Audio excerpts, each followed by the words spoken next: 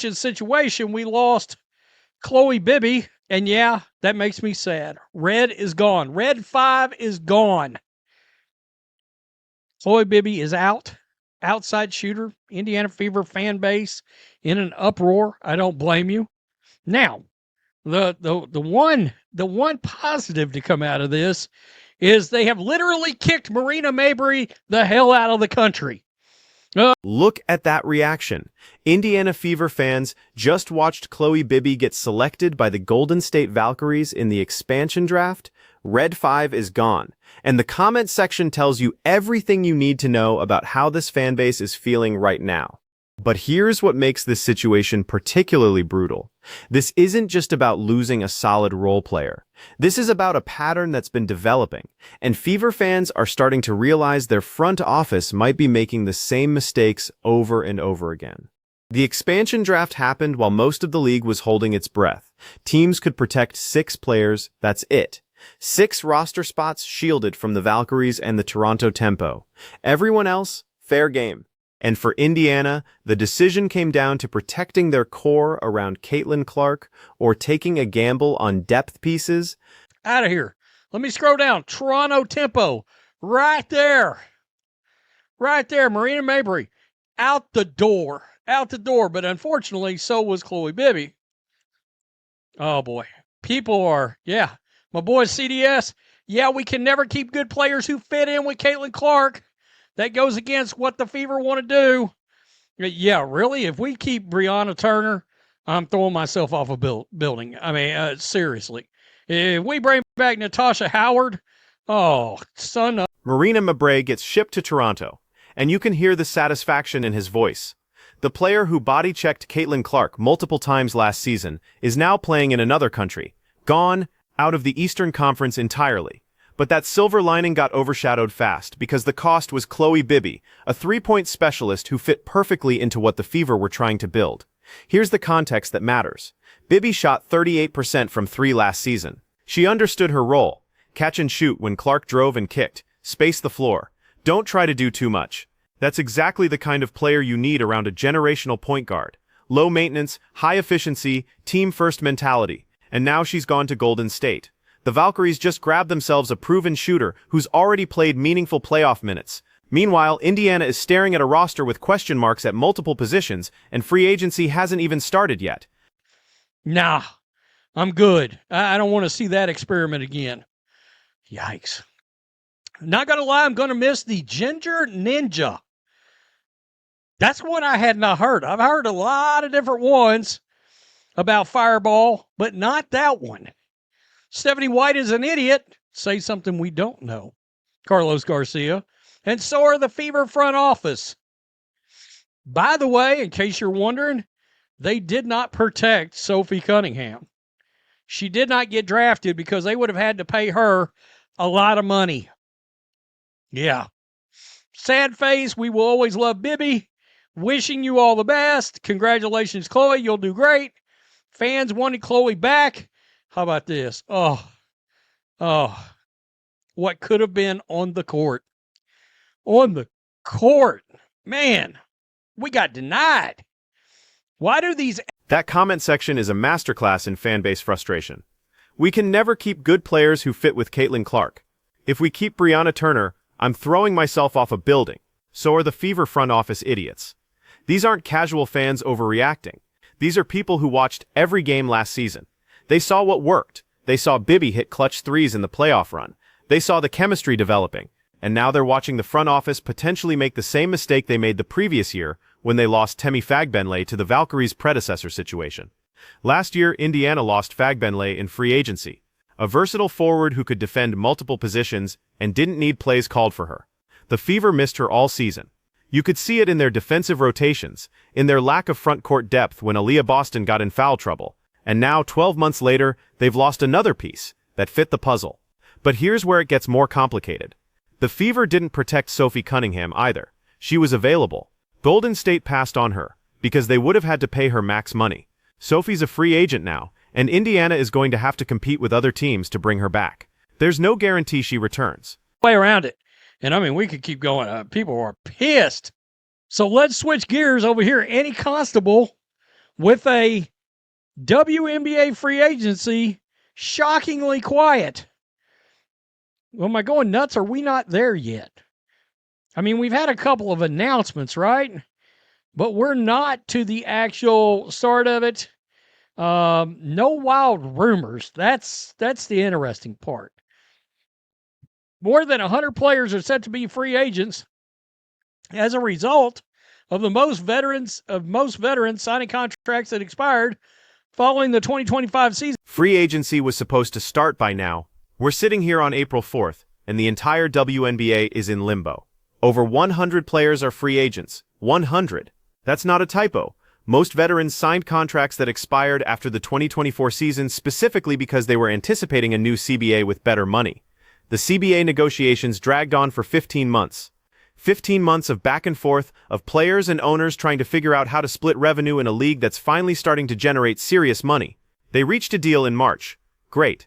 Except there's one massive problem. The actual document hasn't been formally written yet. Let me repeat that. The deal is done. The handshake happened. But the legal paperwork that governs how free agency actually works, still being drafted. So the league can't give teams or agents official dates. They shared a tentative timeline. Qualifying offers going out April 7th and 8th, negotiation period April 9th through 11th, signing period April 12th through 18th. But none of that is confirmed, because the CBA isn't finalized. Training camp opens April 19th. That gives general managers less than 2 weeks to construct entire rosters once free agency actually begins. 2 weeks to evaluate 100 available players, negotiate contracts, balance salary cap restrictions, and build teams that can compete. It's chaos. Working really hard, though. Teams can't negotiate with free agents yet. Players, meanwhile, have had less to say when it comes to their recruitment efforts. Quote, I don't know if I can answer that. Dallas Wings guard Paige Becker said when asked about her efforts to woo free agents at USA basketball camp. But I'm friendly with everybody. The league shared an anticipated timeline for free agency that had qualifying offers going out April 7th and 8th, following by a negotiation period April 9th through 11th. The signing period would be the 12th through the 18th under this plan. However, the league was unable to confirm or share dates with GM or player representation as the CBA hasn't been formally written in the document. I guess, is that right? Wow, it's the 4th. Okay. We already know Ionescu, Sabrina Ionescu already re-signed with New York. Brianna Stewart is back with the Liberty. Aja Wilson is staying in Las Vegas. The superstars are locked in. But everyone else? Complete uncertainty. Paige Buchers got asked at USA Basketball Camp about recruiting free agents to Dallas. Her response? I don't know if I can answer that, but I'm friendly with everybody. That's not coy media training. That's a player who genuinely doesn't know what she's allowed to say because the rules aren't finalized yet. And this is where the article's headline about free agency being shockingly quiet misses the point entirely. It's not quiet because there's no interest. It's quiet because nobody can officially do anything yet. Agents can't negotiate. Teams can't make offers. Players can't sign contracts. Everyone is stuck in neutral waiting for the league office to finish paperwork. But behind the scenes, it's anything but quiet. General managers are working their phones. Agents are having conversations that technically aren't negotiations but definitely feel like negotiations. Players are trying to figure out their value in a market that's about to have more money than ever before, but also more competition for roster spots than the league has seen in years. The WNBA is adding 2 expansion teams. Golden State and Toronto need to fill entire rosters.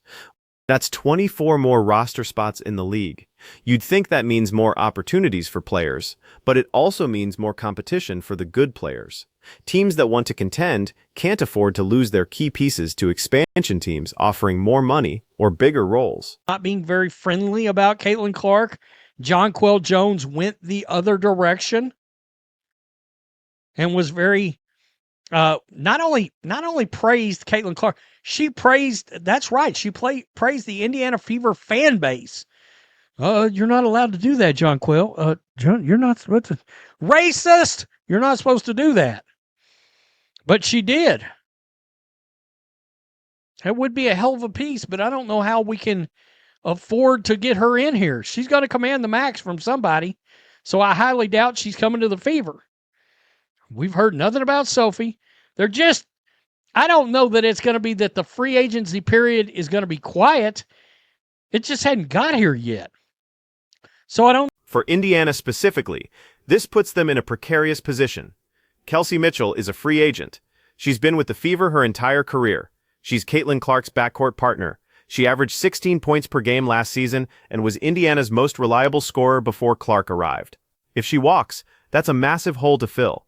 Lexi Hull is a restricted free agent. Technically, another team could offer her a contract, and Indiana would have to match it or let her go. She's a 3-and-D wing who improved dramatically last season. Exactly the kind of player who becomes valuable in free agency because every team needs perimeter defense and floor spacing. Sophie Cunningham is unrestricted. She can go anywhere, and after the way Phoenix used her, then didn't protect her in the expansion draft, she might be looking for a fresh start. Indiana would love to have her, but so would half the league. And here's the kicker. The Fever have to make all these decisions in less than 2 weeks once free agency opens, while also figuring out how to replace Chloe Bibby, while also evaluating whether to bring back players like Natasha Howard and Brianna Turner, who didn't exactly light the world on fire last season. With 100 free agents, there's no way it can be too quiet. It's going to be chaos. It's going to be chaos. And there's going to be some names that show up on some teams that we're like, wait, what? They signed who? That's going to happen. Obviously, for the Fever, everybody's on Kelsey Mitchell and Sophie Cunningham watch right now. We're on Lexi Hull watch, technically. She's a restricted free agent. Somebody could try to sign her. This is going to get interesting. It is. Tell me what you think. It's the calm before the storm. I made it through this video, and I'm still alive. So bleep you, Heart Doctor. Peace, I'm out. Let's talk about what's really happening here. The WNBA just had its best season ever. Ratings exploded. Attendance shattered records. Caitlin Clark brought millions of new fans to the league. The new CBA is going to have significantly more money for players. This should be a celebration. Instead, it's organizational chaos. Free agency delayed. Expansion draft creating roster instability. Teams scrambling to figure out how to build around new stars while keeping their existing cores intact. And all of it happening on a compressed timeline that would be stressful in a normal year, let alone a year with 2 expansion teams and a completely new economic structure. The comment about free agency being calm? That's not calm. That's the eerie silence before a tornado hits. Once that CBA is finalized and teams can actually start making moves, it's going to be absolute pandemonium. 100 free agents, 15 teams, 2 brand new franchises that need to build from scratch. A salary cap that's higher than ever but still restrictive enough that teams have to make real choices. Jonquel Jones is still unsigned. She praised Caitlin Clark all last season when other veterans were taking shots. She complimented the Indiana fan base. She's exactly the kind of veteran presence the Fever need. But she's going to command max money from somebody. Can Indiana afford her and keep Mitchell and bring back Sophie? The math gets complicated fast. And that's before we even talk about the draft. Indiana has picks. They could add more young talent. But young talent takes time to develop, and Clark's rookie contract window is limited. The Fever need to win now while they have her on a team-friendly deal. That means prioritizing veterans who can contribute immediately, which means spending money in free agency, which means making tough decisions about who stays and who goes. The front office already made one decision that has fans furious.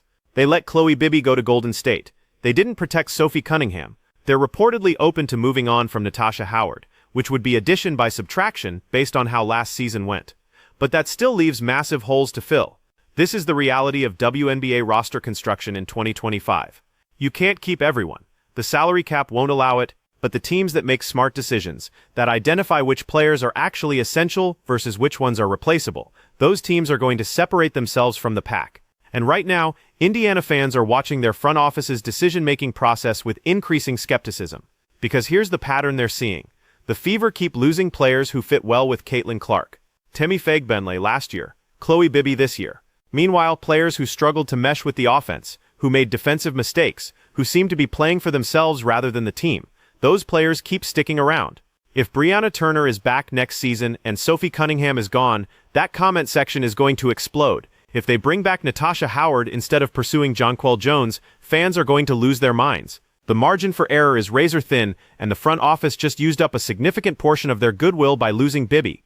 So when that CBA gets finalized and free agency actually opens, watch Indiana closely. Watch who they prioritize. Watch who they're willing to pay. Watch whether they've learned from past mistakes or whether they're about to repeat them. Because the decisions made in the next 2 weeks are going to define whether the Fever can build a championship contender around Caitlin Clark or whether they're going to waste her prime years cycling through players who don't fit. 100 free agents, 2 expansion teams, 15 days until training camp, a CBA that's agreed to but not finalized, fan bases already on edge from expansion draft losses. This isn't calm. This is a powder keg waiting for a match. And once free agency officially opens, the entire league is going to find out which front offices actually know what they're doing and which ones are just winging it. The Fever better hope they're in the first category because their fans are watching, and they're not happy. And if this goes sideways, if they lose Mitchell or miss out on key targets because they waited too long or offered too little, the backlash is going to make that comment section look tame by comparison. What do you think happens when free agency finally opens? Drop your predictions in the comments, and let me know if you think Indiana's front office has a plan or if they're about to panic their way through the most important 2 weeks of their franchise's recent history.